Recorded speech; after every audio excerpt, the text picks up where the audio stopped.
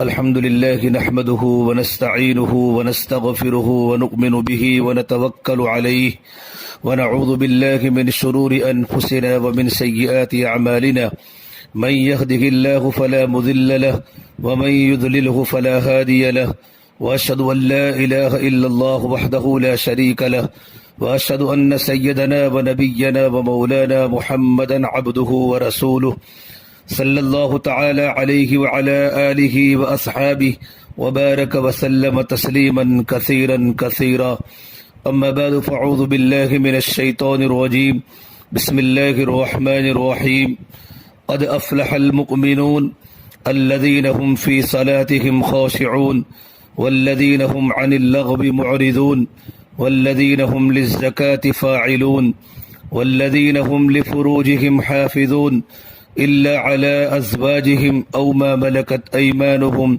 فإنهم غير ملومين فمن ابتغى وراء ذلك فأولئك هم العادون. وقال النبي صلى الله تبارك وتعالى عليه وسلم تنكح المرأة لأربع لمالها ولجمالها ولحسبها ولدينها فاظفر بذات الدين تربت يداك. وقال النبي صلى الله تبارك وتعالى عليه وسلم أعظم النكاح بركة أيسره مؤونة أو كما قال النبي صلى الله تبارك وتعالى عليه وسلم. میرے محترم پیارے بھائیو، اس سورۃ مؤمنین کی ابتدائی آیات ہے جو میں نے آپ کے سامنے تلاوت کی ہیں. ان آیات میں اللہ تعالیٰ نے ان مومنوں کی صفات بیان کی ہیں جن کو کامیابی اور فلاح نصیب ہوگی. دوسرے الفاظ میں یوں کہہ سکتے ہیں کہ ایک مومن کی کامیابی کا دار و مدار ان صفات پر ہے جو اللہ تعالیٰ نے ان آیات میں بیان کی ہے. لہذا ہر مومن کو یہ صفات حاصل کرنے کی فکر اور کوشش کرنی چاہیے. یہ تو بہت ساری صفات ہیں جن پر اللہ تبارک و تعالیٰ نے کامیابی کا وعدہ کیا ہے اور آخر میں کہا یہ تمام کے تمام لوگ جنت الفردوس میں جائیں گے. لیکن ان تمام صفات میں سے چوتھی صفت میرے آج بیان کا سبجیکٹ ہے، بیان کا موضوع ہے، جس کو قرآن کریم نے بیان کی ہے کہ فلاح یافتہ مومن وہ ہے جو اپنی شرمگاہوں کی حفاظت کرتے ہیں، سوائے اپنی بیویوں اور سوائے کنیزوں کے، کہ ان کے ذریعے اگر لوگ اپنی خواہش پوری کرے تو ان پر کوئی ملامت نہیں، اور جو لوگ ان کے علاوہ کسی اور طریقے سے اپنی جنسی خواہشات پوری کرنا چاہے تو لوگ حد سے گزرنے والے ہیں اور اپنی جانوں پر ظلم کرنے والے ہیں. یہ قرآن کریم کی آیات کا ترجمہ ہے. والذین هم لفروجهم حافظون الا على ازواجهم او ما ملكت ايمانهم فانهم غير ملومين فمن ابتغى وراء ذلك فاولئك هم العادون. چونکہ بھائی نکاح کی مجلس ہے اس لیے میں نے چاہا کہ اس لائن کی تھوڑی سی بات ہمارے سامنے آ جائے. اس آیت میں اللہ تبارک و تعالیٰ نے ایک بہت اہم مسئلے کی طرف تمام دنیا کے مسلمانوں کو توجہ دلائی ہے. وہ مسئلہ انسان کی جنسی خواہش کی تسکین کا مسئلہ ہے. اللہ تعالیٰ نے ہر انسان کو اس طرح پیدا فرمایا کہ ہر انسان میں ایک جنسی جذبہ موجود ہے اور یہ جنسی جذبہ انسان کی فطرت کے اندر داخل ہے. یعنی ہر انسان کو اپنی مخالف سمت یعنی عورت کی طرف رغبت ہوتی ہے اور اس کے ساتھ اپنی جنسی خواہش کی تسکین کا جذبہ اس کے دل میں پیدا ہوتا ہے.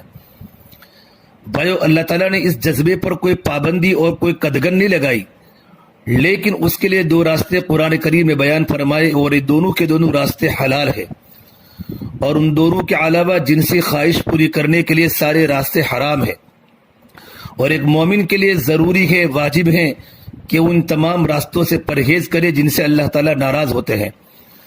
دو حلال راستوں میں سے ایک تو نکاح کا راستہ ہے، جیسے آج ہماری نکاح کی مجلس ہے، ماشاءاللہ بہت سے نوجوانوں کا نکاح ہے، کہ انسان نکاح کر کے اپنی بیوی کے ذریعے جنسی خواہش کی تسکین کرے. یہی راستہ اس کے لیے حلال ہے، بلکہ باعث اجر و ثواب بھی ہے.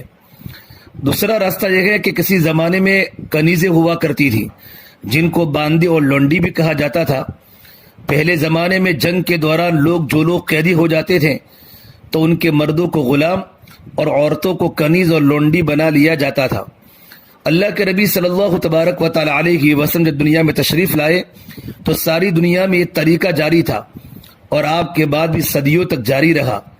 ان کنیزوں کو اللہ تعالیٰ نے ان کے آقاؤں کے لیے حلال کر دیا تھا، بشرطے کہ وہ کنیز مسلمان ہو یا اہل کتاب میں سے ہو۔ قرآن کریم نے فرمایا کہ جنسی خواہش پورے کرنے کے لیے یہ دو طریقے تو حلال ہیں، ان کے علاوہ انسان جنسی خواہش کی تکمیل کے لیے جو بھی طریقہ اختیار کرے گا وہ حرام ہے، اور جو ان طریقوں کو اختیار کرے تو قرآن کہتا ہے فَأُولَٰئِكَ هُمُ الْعَادُونَ، وہ لوگ حد سے گزرنے والے ہیں اور اپنی جانوں پر ظلم کرنے والے ہیں۔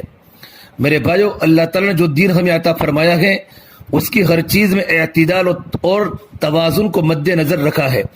ایک طرف انسان کی ایک فطری خواہش ہے اور کوئی انسان اس خواہش سے مستثنا نہیں، کوئی بڑے سے بڑا پیغمبر ہی کیوں نہ ہو، بڑے سے بڑا صحابی ہی کیوں نہ ہو، بڑے سے بڑا اللہ کا ولی ہی کیوں نہ ہو، اس جنسی خواہش سے مستثنا نہیں۔ ہر ایک کے دل میں اللہ نے خواہش پیدا کی ہے، کیونکہ اللہ تبارک و تعالیٰ نے اس انسان کی خواہش کو نسل انسانی کی بڑھوتری کا ذریعہ بنایا ہے کہ انسان کی نسل اسی خواہش کے نتیجے میں بڑھتی ہے، لہذا یہ خواہش فطری ہے، اور جب یہ خواہش فطری ہے تو شریعت یہ نہیں کہا یہ جنسی جذبہ خراب ہے یا گندا ہے یا ناپاک ہے یا حرام ہے، اس جذبے کو حرام قرار نہیں دیا، البتہ اس جذبے کو تسکین دینے کے لیے میرے اللہ نے ایک جائز راستہ مقرر کر دیا۔ اس جائز راستے سے اس جذبے کی جنسی تسکین چاہے کرو وہ تمہارے حلال ہے، جتنی کرو وہ تمہارے حلال ہے، لیکن بھائیو اس کے علاوہ جو راستے ہیں وہ چونکہ دنیا میں فساد پھیلانے والے ہیں، وہ انسان کو انسانیت کے جامع سے نکال دینے والے ہیں اور وہ حیوانیت کے راستے ہیں، اس لیے شریعت نے ان پر پابندی لگا دی ہے، ان کو ناجائز قرار دیا ہے۔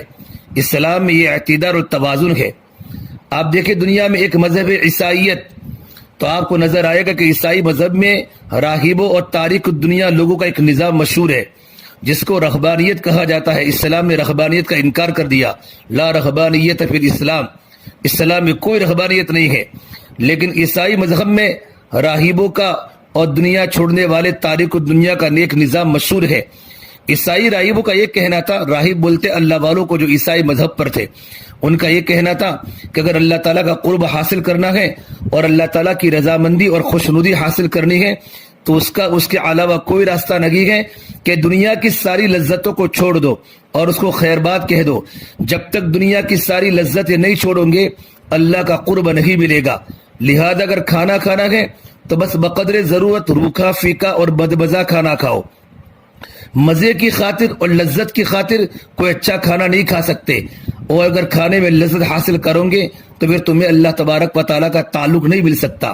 اسی طرح تمہیں اس جنسی خواہش کو بھی دبانا پڑے گا۔ اگر جنسی خواہش کی تکمیل کے لیے نکاح کا راستہ اختیار کرو گے تو پھر اللہ تعالیٰ کا قرب حاصل نہیں ہوگا۔ اللہ تعالیٰ اس وقت تک راضی نہیں ہوں گے جب تک تم شادی کو نہیں چھوڑو گے، بیوی بچوں کو نہیں چھوڑو گے، اور دنیا کے سارے کاروبار کو نہیں چھوڑو گے۔ چنانچہ انہوں نے خانقاہیں بنائی اور ان خانقاہوں میں راغبوں کی کھیپ آ کر مقیم ہوئی، اور ان کا دعویٰ یہ تھا کہ ہم دنیا کو چھوڑ کر آئے ہیں۔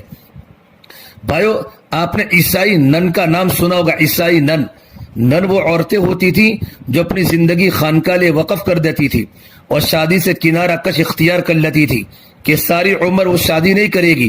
ایک طرف راہب مرد ہیں جنہوں نے یہ قسم کھا رکھی ہے کہ وہ شادی نہیں کریں گے کیونکہ اگر شادی کریں گے تو اللہ ناراض ہو جائیں گے، اور دوسری طرف نن خواتین ہیں جنہوں نے قسم کھائی ہے کہ وہ شادی نہیں کرے گی کیونکہ شادی کرنے سے اللہ تعالیٰ ناراض ہو جائیں گے۔ ان کا کہنا یہ تھا جب تک نفس کو نہیں کچلیں گے اور جب تک خواہشات کو نہیں دبائیں گے اللہ تعالیٰ اپنا قرب عطا نہیں کریں گے۔ عیسائیت میں یہ نظام جاری تھا، لیکن میرے بھائیوں یہ نظام فطرت سے بغاوت کا نظام ہے۔ جب اللہ تعالیٰ نے انسان کے اندر جنسی جذبہ رکھا ہے اور کوئی انسان اس جذبے سے مستثنا ہے تو پھر اللہ تعالیٰ یہ کیسے کر سکتے ہیں کہ جذبات تو رکھیں اور اس کی تسکین کا کوئی حلال اور جائز راستہ نہ بتائے؟ یہ بات اللہ تبارک و تعالیٰ کی رحمت اور ان کی حکمت سے بعید ہے۔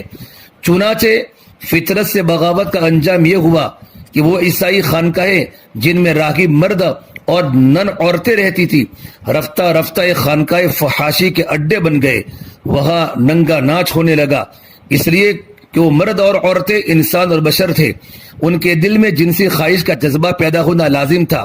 اس جذبے کو پورا کرنے کے لیے شیطان نے ان کو راستے سجائے۔ شیطان کی چالیں ہیں، چنانچہ شیطان کی پہلی چال کیا تھی؟ शैतान ने उनको ये रास्ता समझाया कि अपने नफ्स को जितना कुचलोगे और जितना अपने नफ्स पर कंट्रोल करोगे उतना ही अल्लाह ताला की रजा मिलेगी। और जब ख्वाहिश बहुत ज्यादा शदीद हो रही हो और उस वक्त में अपने नफ्स को कुचलोगे तो अल्लाह ताला बहुत राजी और खुश होंगे। लिहाजा ऐसा करे, शैतान मशवरा दे रहा है, ऐसा करें कि रागिब मर्द और रागिब औरत दोनों एक कमरे में रहे। एक कमरे के रहने के नतीजे में ख्वाहिश ज्यादा उभरेगी और उसको ज्यादा सख्ती से दबाना पड़ेगा, और ज्यादा सख्ती से दबाएंगे तो अल्लाह ताला और ज्यादा राजी होंगे। चुनाचे मर्द और औरतें एक कमरे में रहना शुरू हो गए। उसके बाद शैतान ने दूसरी बात सुझाई कि अभी और ज्यादा नफ्स को कुचलने की जरूरत है, लिहाजा रागिब मर्द और रागिब औरत एक चारपाई पर सोवे। उसके नतीजे में जब ख्वाहिश ज्यादा पैदा हो तो उनको दबाए और उनको कुचले, अल्लाह ताला उससे और ज्यादा राजी होंगे। चुनाचे जब एक साथ चारपाई पर सोए तो नतीजा जाहिर है, उसके नतीजे में बिलाखिर ये सारी खानकाएं फहाशी के अड्डे बन गए। आम जिंदगी में इतनी बदकारी नहीं थी जितनी बदकारी उन राहिबों की खानका में पैदा हुई। ये सब फितरत से बगावत का नतीजा था। मेरे भाइयों, अल्लाह ताला ने हमें और आपको जो दीन अता फरमाया उसमें उस इंसानी फितरत की रियायत रखी गई है। चूंकि ये जिनसी ख्वाहिश इंसान की फितरत का एक जज्बा है, लिहाजा उस तस्कीन का एक हलाल रास्ता होना चाहिए और वो रास्ता हलाल निकाह है। फिर इस निकाह को शरीयत ने इतना आसान कर दिया, उसमें कोई पाई पैसे का खर्च नहीं, किसी तकरीब की जरूरत नहीं, यहाँ तक कि मस्जिद जाना और किसी से निकाह पढ़वाना भी शर्त नहीं है, बल्कि निकाह के लिए बस इतनी शर्त है कि मियाँ बीवी और दो गवाह मजलिस के अंदर मौजूद हो, और उस मजलिस में दो गवाहों के सामने लड़का ये कह दे कि मैंने तुमसे निकाह किया और लड़की जवाब ये कहे कि मैंने कबूल किया, या लड़की ये कहे कि मैंने तुमसे निकाह किया और लड़का जवाब ये कहे कि मैंने कबूल किया, बस निकाह हो गया। अल्लाह ने निकाह को इतना आसान और इतना सादा बनाया है। मेरे भाइयों, जबकि ईसाइयों के यहाँ कलीसा, जिसे हम बोलते हैं हमारी इबादत गाह को मस्जिद, ईसाइयों की इबादत गाह को कलीसा बोलते हैं, उनके यहाँ कलीसा के बाहर निकाह करना मुमकिन ही नहीं। लिहाजा अगर दो मर्द दो औरत दो गवाहों की मौजूदगी में ईजाब कबूल कर ले तो ईसाई मजहब में वो निकाह नहीं होगा, बल्कि ईसाई मजहब में निकाह उस वक्त होगा जब मर्द औरत कलीसा में जाए और वहां के पादरी की खुशामद करें और उस पादरी को फीस अदा करे, और वो पादरी अपनी फीस वसूल करने के बाद निकाह पढ़ने के लिए खास वक्त मुकर्रर करेगा। उस वक्त में जब पादरी निकाह पढ़ाएगा तब निकाह मुनक्किद होगा, वरना निकाह नहीं हो सकता। देखो मेरे भाई, हमारी शरीयत कितनी आसान है। शरीयत इस्लाम ने ऐसी कोई पाबंदी नहीं लगाई कि निकाह किसी और से पढ़वाया जाए, बल्कि दो मर्द दो औरत दो गवाहों के सामने इजाब व कबूल कर ले और महर मुकर्रर कर ले, बस निकाह मुनक्किद हो गया। अलबत्ता सुन्नत यह है कि निकाह से पहले खुतबा पढ़ लिया जाए। अगर शोहर पढ़ सकता है तो खुद खुतबा पढ़ ले, किसी को बुलाने की जरूरत नहीं। लेकिन आम तौर पर शोहर को खुतबा नहीं आता, इसलिए उलमाए किराम को या कादी साहब को बुलाकर खुतबा पढ़वाया जाता है और उसके जरिए इजाब व कबूल कराया जाता है ताकि सुन्नत के मुताबिक निकाह हो जाए। वरना इस्लाम में न खुतबा पढ़ना शर्त है, न मस्जिद में जाना शर्त है, न किसी काजी से निकाह पढ़वाना शर्त है, न किसी उलमा से निकाह पढ़वाना शर्त है। अल्लाह ने इस निकाह को इतना आसान कर दिया ताकि इंसान की फितरी ख्वाहिश गलत रास्ते तलाश न करे। जब फितरी ख्वाहिश पैदा हो तो इंसान के पास उस ख्वाहिश को पूरा करने के लिए हलाल रास्ता मौजूद होना चाहिए। आज मेरे भाइयों, हमने शादी को अजाब बना लिया है। आज हमने निकाह को मुआशरे में एक ऐसा अफसाना बनाया है और शादी को अजाब बनाया है। आज कोई शख्स उस वक्त तक शादी नहीं कर सकता जब तक उसके पास हजारों लाखों रुपए मौजूद न हो, क्योंकि उसको तकरीब के लिए पैसे चाहिए, मेहंदी की रस्म के लिए पैसे चाहिए, मंगनी की रस्म के लिए पैसे चाहिए, और उन तमाम कामों में इतने आदमी बुलाना जरूरी है, और शादी के लिए इतना जेवर चाहिए, इतने कपड़े चाहिए, वलीमे की दावत होनी चाहिए। इस तरह निकाह में रस्म व रिवाज हजारों अफसाने बना दिए हैं, जिसने निकाह को अजाब बना दिया है, जबकि शरीयत में इस तरह की कोई पाबंदी नहीं। हमारे हजरत फरमाते थे, जितना निकाह आसान होगा इतना जीना महंगा होगा, जितना निकाह मुश्किल होगा इतना जीना सस्ता हो जाएगा। अब सहाबा की जिंदगियां पढ़ें कि सहाबा इकराम के जमाने में शादी कितनी सादगी के साथ होती थी, सादगी के साथ होती थी। मदीना मुनव्वरा के मशहूर सहाबी جن کا نام ٹاپ 10 صحابہ میں ہے، 10 مبشرہ میں ہے، عبد الرحمن بن عوف رضی اللہ تعالیٰ عنہ، میرا نبی نے ان کو فرمایا عبد الرحمن رحمان کے تاجر ہیں، بڑے مدینہ منورہ کے مالدار اور ٹاپ کے تاجر صحابی تھے۔ حدیث شریف میں آتا ہے کہ عبد الرحمن بن عوف رضی اللہ تعالیٰ عنہ جو 10 مبشرہ میں سے ہیں اور سابقین اولین جو بالکل ابتدائے اسلام میں وہی اسلام لے آئے تھے، یہ ان میں سے ہیں، اور ان 10 خوش نصیب لوگوں میں سے ہیں جن کو اللہ کے نبی صلی اللہ تبارک و تعالی علیہ وسلم نے خوشخبری سنائی کہ جنت میں جائیں گے۔ یہ صحابی ہجرت کے بعد مدینہ منورہ آ گئے۔ ایک دن مسجد نبوی میں نماز پڑھنے کے لیے آئے اور اللہ کے نبی صلی اللہ تبارک و تعالی علیہ وسلم سے ملاقات ہوئی تو آپ نے دیکھا ان کے کپڑوں پر زرد رنگ کی خوشبو لگی ہوئی ہے۔ تو اللہ کے نبی نے پوچھا یہ تمہارے کپڑوں پر زرد رنگ کیسے لگا ہوا ہے؟ تو کہا یہ اللہ کے نبی صلی اللہ علیہ وسلم میں نے خاتون سے نکاح کیا ہے، اس نکاح کے وقت خوشبو لگائی تھی، یہ اس خوشبو کا نشان ہے۔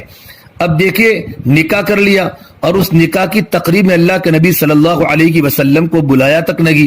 مدینہ چھوٹی سی بستی تھی اور اللہ کے نبی نے بھی ان سے کوئی شکایت نہیں کی، واہ بھائی واہ تم نے اکیلے نکاح کر لیا، ہمیں بلایا بھی نہیں، کیوں؟ اس لیے کہ ساری شرطیں اور قیدیں جو ہم نے لگا رکھی ہیں کہ جب تک 1000 آدمی نہ بلائے جائے، جب تک شامیانہ نہ لگایا جائے اور جب تک ہال بک نہ کرایا جائے اس وقت تک شادی نہیں ہوگی۔ اسلام میں اور اللہ کے نبی صلی اللہ تبارک و تعالی علیہ وسلم کے زمانے میں ان چیزوں کا تصور تک نہیں تھا تاکہ نکاح کو اتنا آسان کر دیا جائے کہ انسان جنسی خواہش کی تسکین کے لیے غلط راستے پر نہ پڑے اور غلط راستے کو تلاش نہ کرے۔ ایک اور صحابی حضرت جابر بن عبداللہ رضی اللہ تعالیٰ عنہما جو اللہ کے نبی صلی اللہ تبارک و تعالی علیہ وسلم کے بے حد چہیتے اور لاڈلے صحابی تھے، انہوں نے ایک مرتبہ اللہ کے نبی صلی اللہ علیہ وسلم سے برسبیل تذکرہ ذکر کر دیا کہ یا رسول اللہ میں نے نکاح کر لیا ہے۔ تو آپ نے پوچھا تم نے کسی کنواری سے نکاح کیا یا بیوہ سے نکاح کیا ہے، باکرہ سے کیا یا سیبہ سے کیا ہے؟ انہوں نے کہا یا رسول اللہ صلی اللہ علیہ وسلم میری چھوٹی 6 بہنیں ہیں، ان کو ایسی عورت کی ضرورت تھی جو سمجھدار ہو اور ان کی تربیت بھی کر سکے۔ اب اگر میں کسی کنواری لڑکی سے نکاح کرتا تو ان کی پوری دیکھ بھال نہ کر سکتی، اس لیے میں نے ایک بیوہ عورت سے نکاح کیا ہے جن کے شوہر کا انتقال ہو چکا تھا۔ اللہ کے نبی صلی اللہ تبارک و تعالی علیہ وسلم نے ان کو دعا دی اللہ تمہارے نکاح میں برکت عطا فرماوے۔ دیکھو میرے بھائیو، یہاں بھی نہ تو حضرت جابر رضی اللہ تعالیٰ عنہ نے اللہ کے نبی صلی اللہ علیہ وسلم کو بلایا اور نہ ہی اللہ کے نبی صلی اللہ تبارک و تعالی علیہ وسلم نے شکایت کی کہ تم نے اکیلے نکاح کر لیا اور ہمیں نہیں پوچھا۔ نکاح کے بارے میں اسلام کا ایک مزاج تھا جو اللہ کے نبی صلی اللہ تبارک و تعالی علیہ وسلم ہمیں بتایا۔ آج ہم نے ہندوؤں اور غیر مسلموں کے ساتھ رہنے کے نتیجے میں اپنا نکاح اور شادی میں اتنی رسمیں بڑھائی ہیں اور اتنے رواج بڑھائے گئے کہ وہ نکاح ایک عذاب بن کر رہ گیا ہے اور ایک عام آدمی کے لیے نکاح کرنا بڑا مشکل ہو چکا ہے۔ بہرحال شریعت نے نکاح کا راستہ آسان کر دیا، اس طرح نکاح کرو اور اس نکاح کے ذریعے اپنی جنسی خواہش جائز طریقے سے پوری کرو۔ اسلام نے رہبانیت کی دعوت نہیں دی کہ تم نکاح کو بالکل چھوڑ دو، پھر نہ صرف یہ کہ نکاح کی اجازت دی بلکہ یہ بھی فرمایا میاں بیوی کے درمیان جو باہمی تعلقات ہوتے ہیں وہ صرف جائز نہیں بلکہ وہ تعلقات اللہ کی بارگاہ میں ثواب کا ذریعہ ہے۔ ایک مرتبہ ایک صحابی نے اللہ کے نبی صلی اللہ علیہ وسلم سے پوچھا یا رسول اللہ ہم اپنی بیوی کے ساتھ جو ازدواجی تعلق قائم کرتے ہیں وہ تو ہم اپنی ذاتی لذت حاصل کرنے کی خاطر کرتے ہیں، تو کیا ہمیں اس پر بھی ثواب ملے گا؟ رسول اللہ صلی اللہ علیہ وسلم نے فرمایا اگر تمہیں لذت حرام طریقے سے حاصل کرتے تو گناہ ہوتا یا نہیں ہوتا؟ صحابہ نے کہا بے شک گناہ ہوتا۔ تو آپ نے فرمایا جب تم نے حرام طریقے کو چھوڑ کر اور اللہ تعالیٰ کے حکم پر حلال طریقہ اختیار کیا ہے تو اللہ تعالیٰ تمہیں اس حلال طریقے پر ثواب عطا فرمائے گا اور یہ عمل تمہارے لیے ثواب کا سبب بنے گا۔ دیکھو میرے بھائیو، پھر اس حلال طریقے میں اللہ تعالیٰ نے اتنی آزادی دے دی ہے کہ میاں بیوی پھر اس بارے میں اوقات کی کوئی پابندی نہیں، مقدار کی کوئی پابندی نہیں، عدد کی کوئی پابندی نہیں، طریقوں کی بھی کوئی خاص پابندی نہیں۔ اس طریقہ سے اس میں آزادی دے دی تاکہ انسان ناجائز راستے تلاش نہ کرے. اسے حدیث شریف میں ہے اللہ کے نبی نے فرمایا اگر تمہارے پاس تمہاری لڑکی کا رشتہ ہے جو تمہیں پسند ہو, تمہیں ظاہری اعتبار سے بھی اور دین کے اعتبار سے بھی اچھا لگتا ہو, تمہارا کفو بھی لگتا ہو, تو اس رشتے کو قبول کر لو.